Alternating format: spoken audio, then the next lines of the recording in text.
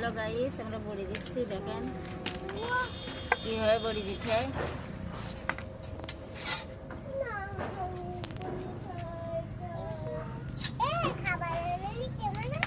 এই দেখেন বড়ি দিচ্ছি।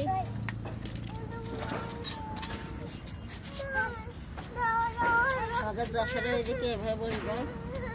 আগে ফেনাই নি, তারপরে হচ্ছে বড়ি কি এটা দেওয়া বড়াও তো।